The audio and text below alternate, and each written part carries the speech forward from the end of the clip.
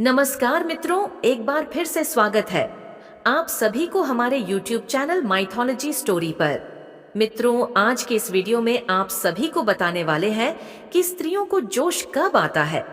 मित्रों, शारीरिक संबंध बनाने के लिए दोनों को उत्तेजित अवस्था में होना चाहिए, तभी इस क्रिया को अंजाम देने में मजा आता है और चरम सुख की प्राप्ति होती है। और अगर पुरुष उत्तेजित अवस्था में है और स्त्री के अंदर कोई उत्तेजना की भावना नहीं है, तो दोनों के बीच शारीरिक संबंध बनाने से चरम सुख की प्राप्ति नहीं होती है। मित्रों, पुरुषों की अपेक्षा में स्त्रियों को जोश आने में अधिक समय लगता है। मित्रों, पुरुष बहुत जल्द उत्तेजित होकर शारीरिक संबंध बनाने के लिए तैयार हो जाते हैं, जबकि स्त्री को गर्म होने में थोड़ा समय लगता है। कई पुरुष ऐसे होते हैं जो समझ नहीं पाते हैं कि स्त्री जोश में है या नहीं। तो मित्रों, आप सभी को चिंता करने की कोई जरूरत नहीं है, क्योंकि आज हम आपको बताएंगे कि स्त्री को जोश कब आता है और आप कैसे समझ सकते हैं कि स्त्री जोश में है या नहीं है। यह एक ऐसा विषय है जिसके विषय में कोई भी चर्चा नहीं करता है, परंतु करते सब है। मित्रों, आज के इस वीडियो में स्त्री को जोश कब आता है, इस विषय में खुलकर चर्चा करने वाले हैं। तो मित्रों, आप सभी लोग वीडियो को लाइक कर दीजिए और हमारे YouTube चैनल माइथोलॉजी स्टोरी को सब्सक्राइब कर लीजिए। और आप सभी को यह वीडियो पसंद आती है तो प्रत्येक स्त्री या पुरुष अपना अपना नाम जरूर लिखकर कमेंट कर दीजिए। तो चलिए मित्रों, आप सभी का ज्यादा समय नष्ट न करते हुए वीडियो को आगे जानते हैं। मित्रों, सभी शादीशुदा स्त्री और पुरुष के लिए यह जानना बहुत आवश्यक है, तभी अपने पार्टनर के साथ शारीरिक संबंध का मजा ले सकते हैं। मित्रों, स्त्री के निजी अंगों को सहलाने से जोश आता है। स्त्री को जोश में लाने के लिए आप फोर प्ले का सहारा ले सकते हैं। फोर प्ले के दौरान रोमांटिक बातें करना, गले लगाना, किस करना और निजी अंगों को छूना, कल्पनाओं को साझा करना, एक दूसरे के जन्नांगों को छूना, डर्टी टैक्स करना, कपड़े उतारना, मुख मैथुन, मैनुअल संबंध बनाना, यौन खेल, यौन भूमिका निभाना। मित्रों, यह सब करने से स्त्री को जोश आता है और वह शारीरिक संबंध बनाने के लिए तैयार हो जाती है। और अगर आप उससे दूर जाने की कोशिश करेंगे तो वह तड़पने लगती है। जब पुरुष स्त्री को जोश में लाकर शारीरिक संबंध बनाते हैं, स्त्री को जल्दी ही संतुष्टि मिल जाती है और दोनों को चरम सुख का आनंद मिलता है। हालांकि कुछ स्त्रियां ऐसी भी होती हैं जिनके अंदर शारीरिक संबंध बनाने की भावना कम होती है। ऐसी स्त्रियों को जोश में लाना थोड़ा मुश्किल पड़ जाता है। आमतौर पर अगर कोई शादीशुदा महिला लंबे समय से अपने पति से दूर है और शारीरिक संबंध बनाने से वंचित है, तो उसको जोश में लाना काफी आसान होता है, क्योंकि वह अपने शादीशुदा जीवन में कई बार संबंध बना चुकी होती है और लंबे समय बाद जब अपने पति से मिलती है तो तुरंत जोश में आ जाती है। ओवुलेशन के समय स्त्री को जोश आता है और वह शारीरिक संबंध बनाने के लिए तैयार रहती है। आमतौर पर महिलाओं का मासिक चक्र 28 से 30 दिनों का होता है, जिसमें मासिक धर्म शुरू होने के 7 से 14 दिन के पहले का समय ओवुलेशन का समय होता है। किसी महिला के ओवुलेशन समय में अंडा अंडाशय से निकलकर फेलोपियन ट्यूब में पहुंच जाते हैं और पुरुष के वीर्य के इंतजार में रहता है। इस समय महिलाओं को सबसे अधिक जोश आता है और शारीरिक संबंध बनाने से प्रेगनेंसी की सबसे ज्यादा संभावना होती है। पीरियड्स के समय में भी स्त्री को जोश आता है। पीरियड्स महिलाओं को हर महीने आते हैं और इस समय उनके अंदर बहुत अधिक उत्तेजना भी होती है। इस समय शारीरिक संबंध बनाने के लिए आपको फोर प्ले करने के लिए आवश्यकता नहीं पड़ती है। ओवुलेशन की प्रक्रिया में अंडाशय से एक या एक से ज्यादा अंडे निकलते हैं। यह अंडे फैलोपियन ट्यूब के जरिए गर्भाशय की ओर जाते हैं। अगर इन अंडों के साथ पुरुष का शुक्राणु मिल जाए तो गर्भधारण हो जाता है। मित्रों, स्त्री के कई ऐसे संवेदनशील अंग होते हैं जिसे छूने और सहलाने मात्र से ही उनके अंदर जोश आ जाता है और वह शारीरिक संबंध बनाने के लिए जल्दी तैयार हो जाती है। तो चलिए जानते हैं कि स्त्री को जोश में लाने के लिए कौन कौन से उपाय कर सकते हैं। एक, गर्दन का हिस्सा। स्त्री की गर्दन बहुत संवेदनशील होती है। अगर कोई कोई पुरुष स्त्री के गर्दन पर किस करता है तो वह जोश में आने लग सकती है। इसलिए अगर आप स्त्री को जोश में लाना चाहते हैं तो उसके गर्दन पर कुछ समय तक किस करें। धीरे धीरे इसका असर उसके शरीर पर भी पड़ने लग जाता है और उसे काफी अधिक जोश आता है। आप इस बात को समझकर उसके साथ शारीरिक संबंध बना सकते हैं। नाभि का हिस्सा। स्त्री को जोश में लाने के लिए नाभि का हिस्सा बहुत संवेदनशील होता है। जब कोई पुरुष महिला के नाभि में किस करता है और हाथ सहला है तो महिला उत्तेजित होने लगती है। यह एक बहुत अच्छा विकल्प हो सकता है स्त्री को जोश में लाने के लिए। वैसे आपको इसके बारे में अधिक बताने की शायद जरूरत नहीं है। आप पहले से ही जानते होंगे कि नाभि पर किस करने से महिला को काफी अधिक जोश आता है और वह आपके साथ शारीरिक संबंध बनाने के लिए तुरंत ही तैयार हो जाएगी। गुब्बारे पकड़ना। महिला की बॉडी कुछ इस प्रकार होती है कि उसके कुछ अंगों को छूने से तुरंत जोश आ जाता है। उन्हीं अंगों में से महिला के गुब्बारे होते हैं। स्त्री के गुब्बारे पुरुष को खूब पसंद आते हैं। जब कोई पुरुष महिला के गुब्बारे दबाता है और किस करता है तो वह तुरंत जोश में आ जाती है। अगर आप किसी स्त्री के साथ शारीरिक संबंध बनाना चाहते हैं तो उसे जोश में लाने के लिए उसके दोनों गुब्बारों के साथ खूब खेले। थोड़ी देर बाद उसकी सांसें तेज चलने लगेगी और वह आपके के साथ साथ शारीरिक संबंध बनाने के लिए तैयार हो जाएगी। होठों पर किस करना। महिलाओं का होंठ काफी संवेदनशील होता है। जब कोई पुरुष महिला के होंठ पर किस करता है तो वह तुरंत जोश में आ जाती है और शारीरिक संबंध बनाने के लिए तड़पने लगती है।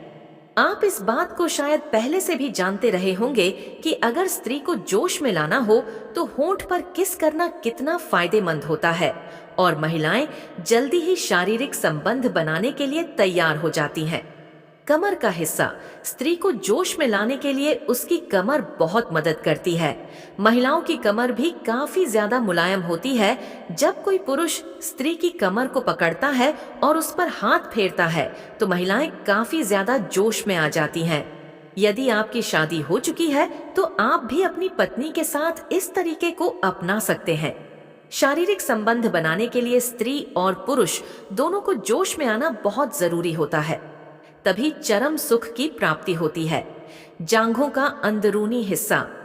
महिलाओं के शरीर में जांघों का अंदरूनी हिस्सा काफी ज्यादा संवेदनशील होता है। इस हिस्से का इस्तेमाल अधिकतर पुरुष स्त्री को जोश में लाने के लिए करते हैं। शारीरिक संबंध बनाने से पहले पुरुषों द्वारा महिलाओं के जांघों के अंदरूनी हिस्से को छूने और सहलाने से उनके अंदर जोश भर देता है। इस प्रक्रिया को करने के लिए पुरुष अपने उंगली का भी सहारा लेते हैं। जोश में आने के बाद महिलाओं को शारीरिक संबंध बनाकर संतुष्ट करना काफी आसान हो जाता है, जिससे वे चरम सुख को प्राप्त कर सके और पूरी तरह अपने पार्टनर से संतुष्ट हो सके। निष्कर्ष। इस पोस्ट में हमने आपको बताया कि स्त्री को जोश कब आता है। बहुत सारे पुरुष ऐसे होते हैं जिन्हें मालूम नहीं होता है कि स्त्री जोश में है या नहीं।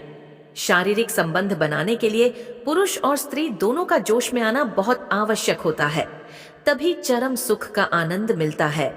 चलिए मित्रों, मैं आप सभी को एक कहानी सुनाता हूँ जिसके माध्यम से आप सभी को विस्तार से समझ में आ जाएगा कि स्त्रियां कब उत्तेजित होती हैं। उत्तर प्रदेश में एक स्वाभिमान नगरी थी।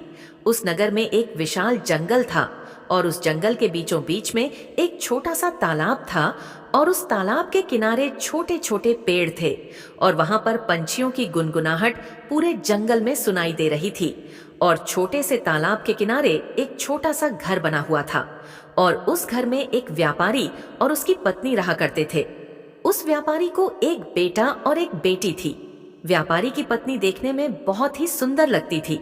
अगर व्यापारी के पत्नी के घर पर कोई भी पुरुष आ जाता था और उस पुरुष की नजर उस व्यापारी की पत्नी पर गलती से भी नजर पड़ जाती थी तो वह पुरुष उस व्यापारी की पत्नी पर मोहित हो जाता था। मित्रों, एक बार की बात है, संध्या हो चुकी थी और कुछ घंटे बाद रात्रि का तीसरा पहर चल रहा था। वह व्यापारी रात्रि के तीसरे पहर में जंगल की ओर बढ़ता ही चला जा रहा था, जहां पर रात्रि में सभी व्यक्ति अपने अपने घरों में सोया करते थे। इस रात्रि में वह व्यापारी न जाने क्यों जंगल की तरफ भागता चला जा रहा था और उसके चेहरे पर बिल्कुल भी डर नहीं था और ऐसा प्रतीत हो रहा था कि जैसे उस व्यापारी को कुछ मिल गया हो और वह व्यापारी उस घने जंगल की तरफ बढ़ते ही जा रहा था और वह चलते चलते गहरी रात्रि में वह चलते ही जा रहा था। तभी उसे दूर से एक झोपड़ी दिखाई देती है। वह व्यापारी उस झोपड़ी के पास पहुंचता है तो उस झोपड़ी के बाहर उसे एक बहुत ही सुंदर स्त्री दिखाई देती है। उस स्त्री को देखकर उस व्यापारी के चेहरे पर एक हल्की सी मुस्कान उतर आती है और वह स्त्री व्यापारी को देखती है और उसके चेहरे पर भी एक हल्की सी मुस्कान आ जाती है। तभी वह स्त्री कहती है, हे स्वामी, आज तुमने इतनी देर क्यों कर दिया? आने में मैं तुम्हारा काफी देर से इंतजार कर रही थी और मुझे इंतजार करते करते 2 घंटे बीत गए हैं। आगे वह स्त्री कहती है, हे स्वामी, अभी तो मैं यहाँ से जाने ही वाली थी, तभी मुझे किसी के पैरों की आवाज सुनाई देती है तो मैं यहाँ पर चुपचाप खड़ी हो गई। तभी मुझे आप दिखाई दिए तो मैं आपको देखकर यहाँ पर रुक गई। आगे वह व्यापारी कहता है, हे प्रिय, आज मेरी पत्नी को नींद नहीं आ रही थी, तो फिर मैंने अपनी पत्नी से पूछा कि हे प्रिय, तुम आज मुझे बहुत व्याकुल नजर आ रही हो और मुझे ऐसा प्रतीत हो रहा है कि जैसे तुम किसी बात को लेकर व्याकुल हो। तब मेरी पत्नी मुझसे कहती है कि हे स्वामी, आज मेरा सिर दुख रहा है और ऐसा प्रतीत हो रहा है कि मुझे बुखार आने वाला है। अपनी पत्नी की ऐसी बात सुनकर जब मैंने उसका हाथ पकड़कर देखा तो उसे बहुत तेज की बुखार थी। तो फिर मैंने अपने गांव के राज वैद्य के पास गया और मैंने अपनी पत्नी का वृत्तांत राज वैद्य को कह सुनाया। तब राज वैद्य जी ने मेरी बात सुनकर मुझे कुछ जड़ी बूटियां दी और मुझे उन जड़ी बूटियों को कैसे अपनी पत्नी को देना है वह सब बताया। उसके बाद मैं राज वैद्य जी के घर से अपने घर वापस चला आया। अपने घर वापस आने के बाद राज वैद्य जी ने जैसे बोला था मैंने वैसे ही किया। उसके बाद मैंने अपनी पत्नी को सुला दिया। उसके बाद जैसे ही मेरी पत्नी सो गई और उसको छोड़कर मैं झट से घर से बाहर निकला और तुम्हारे पास चला आया, इसलिए आज मुझे आने में थोड़ा सा विलंब हो गया। तब वह स्त्री कहती है, हे स्वामी, आज मुझे भी विलंब हो गई थी, लेकिन मैंने सोचा कि आप आ गए होंगे, परंतु जब मैं यहाँ पर आई तो आप यहाँ पर आए नहीं थे। तो मैं सोच रही थी कि शायद आप आकर यहाँ से चले गए होंगे। तभी मैंने सोचा कि थोड़ा सा आपका इंतजार कर ले। इंतजार करते करते मुझे 2 घंटा बीत गया और मैं जाने ही वाली थी। तभी मुझे किसी के चलने की आवाज सुनाई दी तो मुझे लगा कि कोई जंगली पशु है। तभी मुझे आपका चेहरा दिखाई दिया और मैं आपको देखकर पहचान गई और मैं यहाँ पर रुक गई। तभी वह व्यापारी आगे कहता है, हे प्रिय, चलिए अब हम दोनों झोपड़ी के अंदर चलते हैं। तभी वह स्त्री बोली, हाँ स्वामी, आप सच कह रहे हैं, चलिए हम दोनों झोपड़ी के अंदर चलते हैं और अपनी जिंदगी के इन पलों का भरपूर आनंद लेते हैं। हे स्वामी, आप जल्दी चलिए, क्योंकि सवेरा होने ही वाला है और थोड़ा बहुत मजा लेकर हम दोनों को अपने अपने घर जाना होगा, नहीं तो मेरा पति जल्दी ही उठ जाता है। वो क्या हुआ, एक दिन तो मैं पकड़ गई थी, परंतु मैं अपने पति को बताया कि मैं वॉशरूम गई थी, तब मेरा पति मुझे कुछ नहीं बोला। मित्रों, फिर वह स्त्री और वह व्यापारी उस झोपड़ी के अंदर चले जाते हैं और वे दोनों उस झोपड़ी के अंदर कुछ पल रहकर उस पल का भरपूर आनंद लेते हैं। और वह व्यापारी अपनी पत्नी को धोखे में रखकर इस स्त्री से मिलने आया करता था और वह स्त्री अपने पति को धोखा देकर इस पुरुष से मिलने आया करती थी। तो चलिए मित्रों, मैं आप सभी को बताने वाला हूँ। मित्रों, एक बार की बात है, कैलाश पर्वत पर शांत वातावरण में और चिड़ियों की चंचलाहट में भगवान शिव ध्यान मुद्रा में बैठे हुए थे। तभी गरुड़ देव अंतरिक्ष मार्ग से होते हुए नारायण नारायण का जाप करते हुए कैलाश पर्वत पर पधारते हैं और कैलाश पर्वत पर पधारने के बाद भगवान शिव को प्रणाम करते हैं और प्रणाम करने के बाद भगवान शिव से कहते हैं, हे प्रभु, आज जब मैं पृथ्वी लोक पर भ्रमण कर रहा था तो मैंने देखा कि एक स्त्री अपने पति को रात में अपने बिस्तर पर सुलाकर वह रात में जंगल की ओर जाकर एक कुटिया के पास खड़ी होकर किसी पुरुष का इंतजार कर रही थी और उधर वह पुरुष अपनी पत्नी को धोखे से पत्नी को छोड़कर और उसके 2 बच्चे थे उनको भी छोड़कर वहां से घनी रात में जंगल में होते हुए आया और उस झोपड़ी में उस स्त्री से मिला और उस स्त्री को शारीरिक संबंध बनाने के लिए उत्तेजित किया। और फिर दोनों उत्तेजित होने के बाद दोनों आपस में शारीरिक संबंध बनाते हैं और फिर दोनों चरण सुख को प्राप्त करते हैं। और चरम सुख को प्राप्त करने के बाद दोनों अपने अपने घर को वापस लौट जाते हैं। हे प्रभु, यह सब देखकर मेरे मन में एक प्रश्न ने उछल कूद किया और उस प्रश्न का उत्तर मुझे नहीं मिल पा रहा था, तो मैं बहुत इधर उधर भटका। लेकिन हे प्रभु, मेरे उस प्रश्न का उत्तर मुझे नहीं मिल पाया। आगे भगवान शिव जी कहते हैं, हे गरुण देव, तुम इतने चिंतित क्यों हो रहे हो? तुम्हारा जो भी प्रश्न है मुझे कहिए, मैं तुम्हारे उस प्रश्न का उत्तर देने के लिए तैयार हूँ। आगे भगवान शिव जी कहते हैं, हे गरुड़ देव, वैसे तुम्हें तो पता ही होगा कि यह कलयुग चल रहा है। कलयुग में यह सब होना कोई बात नहीं है, परंतु हे गरुण देव, तुम अपने वह प्रश्न निश्चिंत होकर पूछिए। मैं तुम्हारे उस प्रश्न का उत्तर देने के लिए तैयार हूँ। तब गरुण देव कहते हैं, हे प्रभु, मेरा प्रश्न यह है कि स्त्रियां शारीरिक संबंध बनाने के लिए कब उत्तेजित होती हैं? हे प्रभु, यह प्रश्न मुझे बहुत ही ज्यादा परेशान कर रहा है, तो आप मुझे कृपा करके इस प्रश्न का उत्तर बताएं। गरुण देव के इस प्रश्न को सुनकर उनके चेहरे पर मंद मुस्कान आ गई और फिर भगवान शिव जी कहते हैं, हे गरुण महाराज, आपने आज यह प्रश्न पूछकर समस्त मानव जाति का कल्याण किया है। हे गरुण महाराज, आज के समय में तुमको भी पता है कि समस्त स्त्रियां अपने पति के साथ या फिर अपने पति को छोड़कर अन्य पुरुष की ओर आकर्षित रहती हैं, और दूसरी तरफ उन स्त्रियों के पति भी अपनी पत्नी को छोड़कर अन्य स्त्रियों की ओर आकर्षित होते रहते हैं। और यह कलु है। यह सब होना कोई बड़ी बात नहीं है, परंतु हे गरुड़ देव, आज मैं तुमको एक कथा के माध्यम से बताऊंगा कि स्त्रियां शारीरिक संबंध बनाने के लिए जब उत्तेजित होती हैं। आगे गरुड़ देव कहते हैं, हे प्रभु, आप मुझे वह कथा सुनाइए। मैं उस कथा को सुनने के लिए बहुत ज्यादा उतावला हो रहा हूँ। आगे भगवान शिव जी कहते हैं, हे गरुड़ देव, इस कथा को तुमको शुरू से लेकर अंत तक ध्यान से सुनना होगा। और मित्रों, आप सभी को इस कथा को शुरू से लेकर अंत तक इस कथा को सुनना होगा। तो मित्रों, आगे भगवान शिव जी कहते हैं, एक समय की बात है, एक नगर में बहुत ही साधारण जीवन जीने वाला एक व्यापारी रहता था, जिसका एक पुत्र था। उसका नाम था शिवदत्त। वह व्यापारी बहुत ही धनवान था। उसके पास बहुत धन था, क्योंकि वह व्यापारी अपने व्यापार में बहुत ही ज्यादा मेहनत करता था, और इस मेहनत के चलते वह व्यापारी बहुत धन इकट्ठा कर चुका था। उस व्यापारी किसानों का अनाज कम दामों में खरीदता था और अन्य बड़े व्यापारियों को ऊंचे दामों में उस अनाज को बेच देता था। और उस व्यापारी की जो एक पत्नी थी, वह देखने में बहुत ही ज्यादा सुंदर थी, और वह व्यापारी अपने व्यापार से जो भी धन कमाता था, वह पूरा का पूरा धन अपनी पत्नी के हवाले कर देता था। और उसका जो पुत्र था, वह उसे बहुत प्रेम करता था, और उस व्यापारी ने अपने पुत्र को बहुत ज्यादा आजादी दे रखी थी, बहुत ही छूट दे रखी थी। वह अपने मन से जो भी करना चाहता था वह कर लेता था। उस व्यापारी ने अपने पुत्र को इतनी छूट दे रखी थी कि वह गलत संगत पकड़ लिया और वह बर्बाद हो गया। कहते हैं ना कि अधिक आजादी से या तो इंसान बिगड़ जाता है या तो इंसान बन जाता है। तो उस व्यापारी के पुत्र के साथ यह हुआ कि वह पुत्र बिगड़ गया। वह गलत लोगों के साथ रहकर गलत रास्ते पर जाने पर मजबूर कर देती है, क्योंकि ज्यादा आजादी पुत्र के लिए हानिकारक होती है।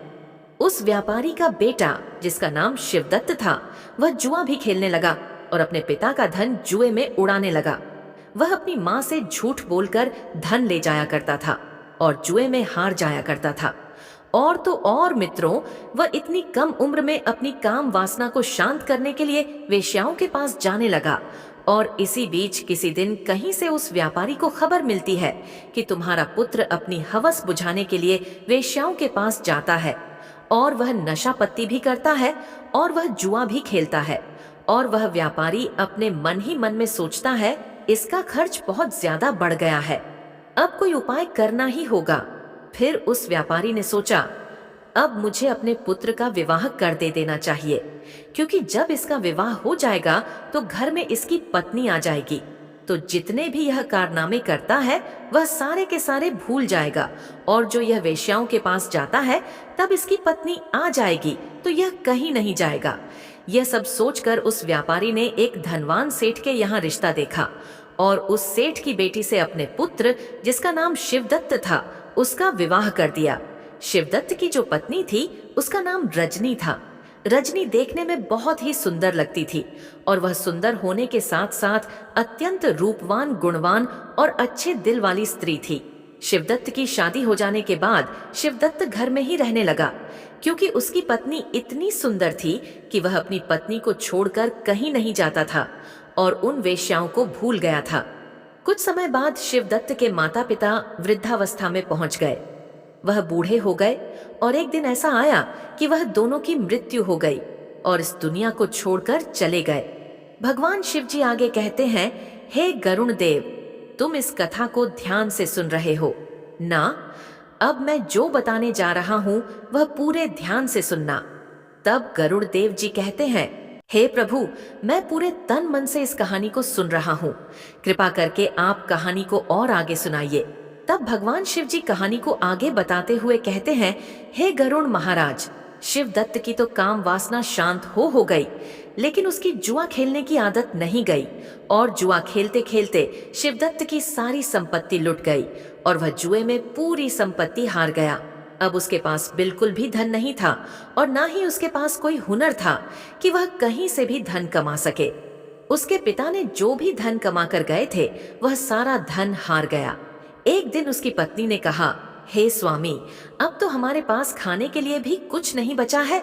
हे स्वामी, तुम यहाँ के राजा के पास चले जाओ और वहाँ कोई नौकरी ढूंढ लो ताकि हम दोनों का गुजारा चल सके।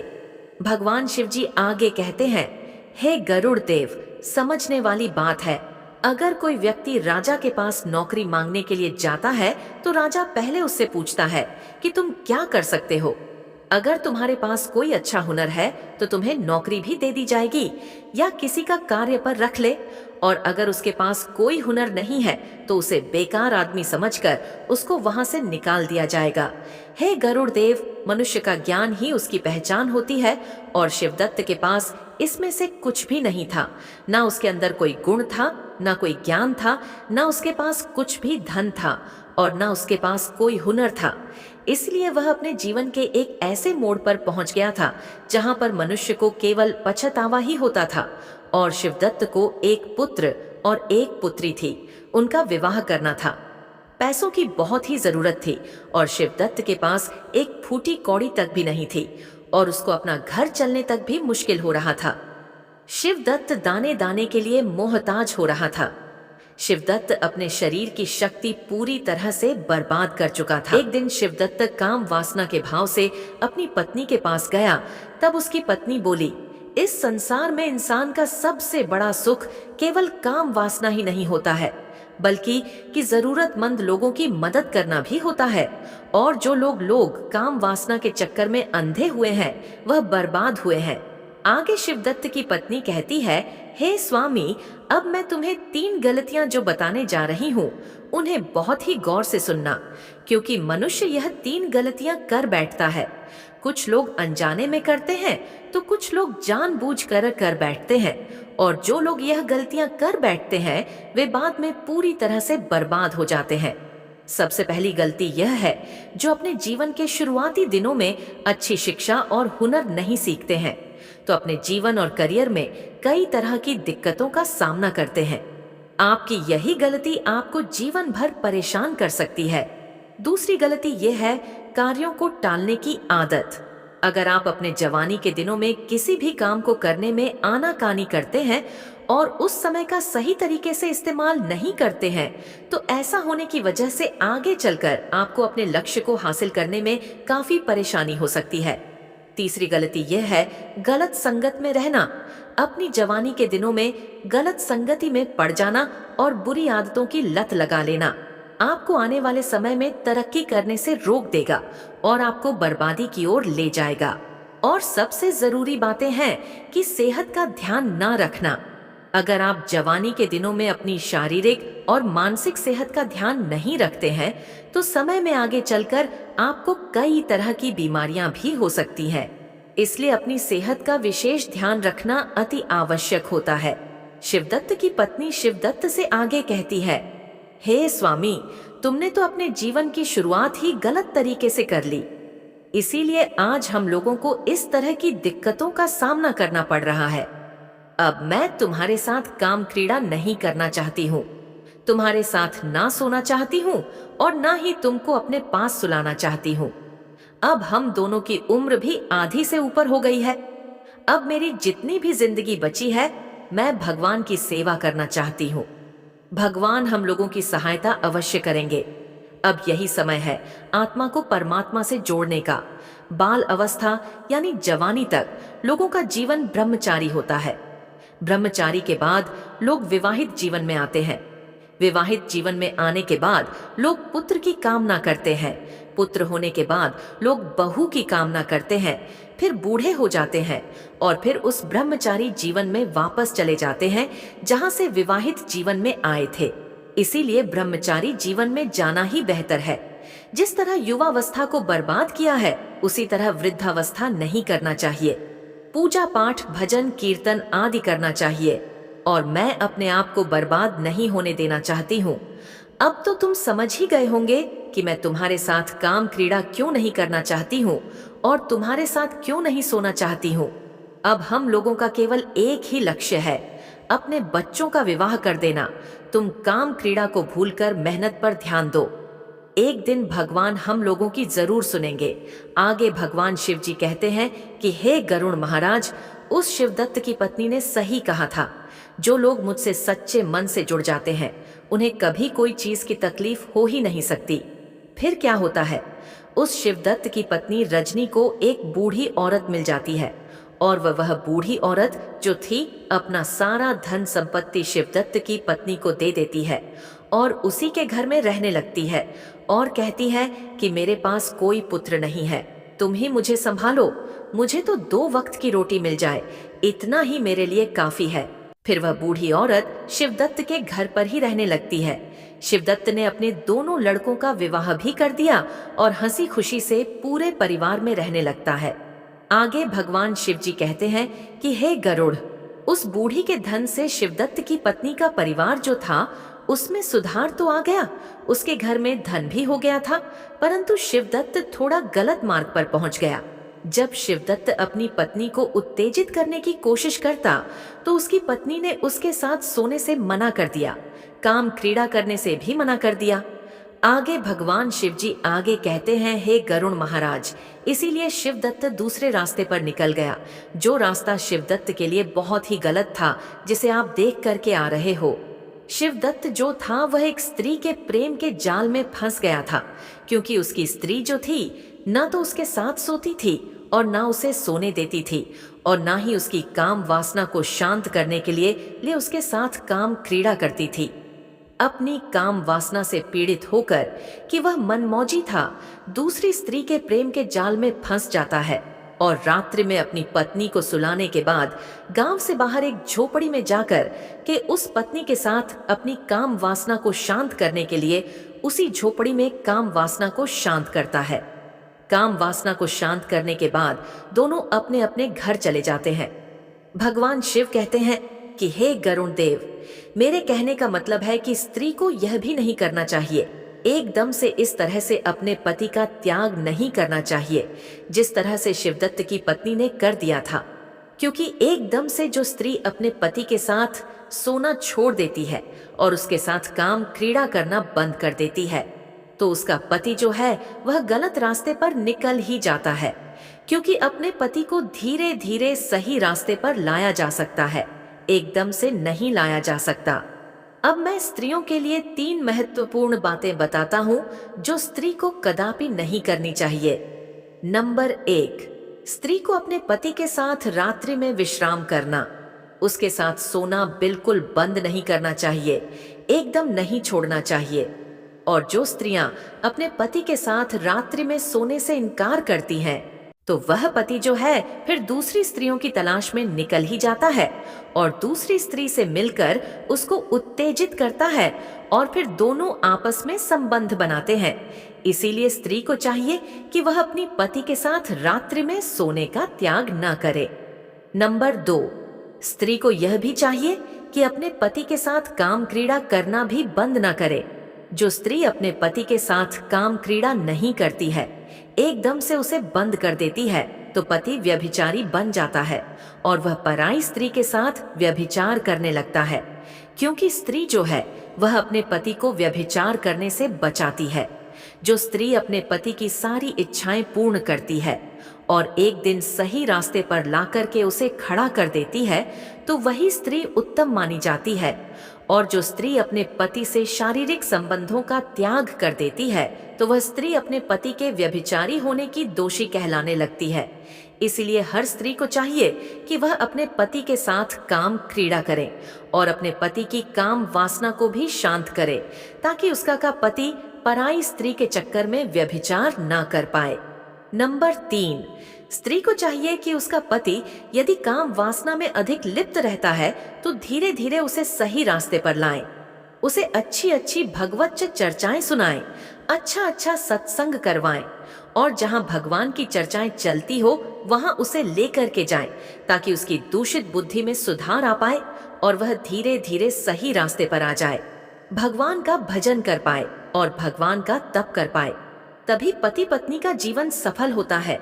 ऐसा नहीं है कि स्त्री तो भगवान की भजन में लिप्त हो गई और पति व्यभिचार करने लगा और पति का उसने शारीरिक संबंधों से बिल्कुल त्याग कर दिया। पति व्यभिचार के मार्ग पर पहुंच गया और खुद स्त्री भगवान के भजन में लिप्त हो गई, तो यह भी गलत है, क्योंकि पति पत्नी जो होते हैं वह जिंदगी रूपी गाड़ी के दोनों पहिया होते हैं और एक पहिया जो होता है वह अगर रास्ते से बाहर निकल जाता है तो चलने में गाड़ी को झटका लगता है।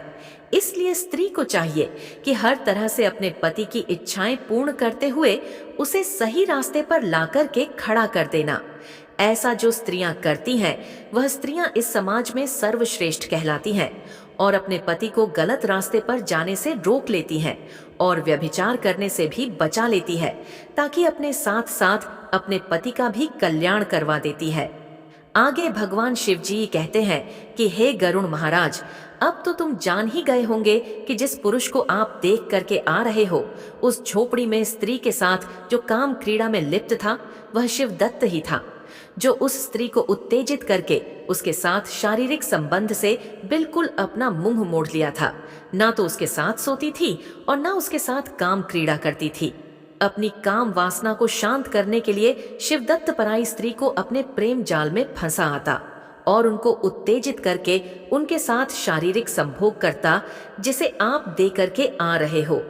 गरुण महाराज अपने प्रश्नों का उत्तर जानकर बहुत प्रसन्न हो जाते हैं और नारायण नारायण का जाप करते हुए वहां से प्रस्थान कर जाते हैं। तो मित्रों, आप सभी को यह कथा कैसे लिए कमेंट बॉक्स में कमेंट करके जरूर बताएं।